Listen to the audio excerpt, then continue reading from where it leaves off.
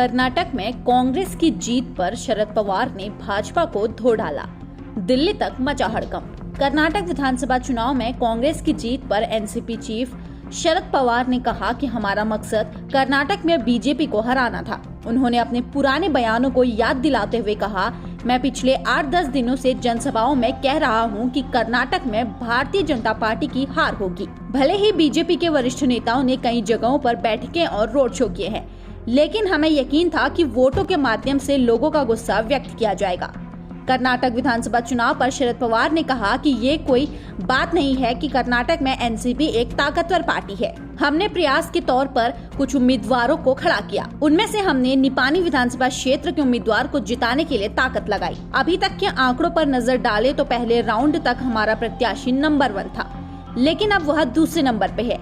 उसके जीतने की कोई गारंटी नहीं है, लेकिन हमने ये फैसला एक राज्य में प्रवेश करने के लिए लिया। हमारा असली मकसद बीजेपी को हराना था। एनसीपी प्रमुख शरद पवार ने कहा, बीजेपी ताकत के पूते उस राज्य की सत्ता में आना चाहती है जहां उसका अस्तित्व नहीं है। बीजेपी ने विधायक तोड़कर शक्ति प्रयोग का फॉर्मूला इस्तेमाल किया है। कर्नाटक में भी उन्होंने यही किया। एकनाथ शिंदे के साथ महाराष्ट्र में भी यही किया। शरद पवार ने कहा कि मध्य प्रदेश में भी विधायकों को तोड़कर कमलनाथ की सरकार गिराई गई थी। बीजेपी ने गोवा में भी यही किया, जो चिंताजनक है। उन्होंने कहा कि कर्नाटक के नतीजों ने दिखा दिया कि लोगों को पेटियों की राजनीति पसंद नहीं है। कर्नाटक की जनता और कांग्रेस को दी पवार ने बधाई। एनसीपी चीफ ने कहा कि कर्नाटक की जनता ने बीजेपी को पूरी तरह से हराने की भूमिका निभाई है।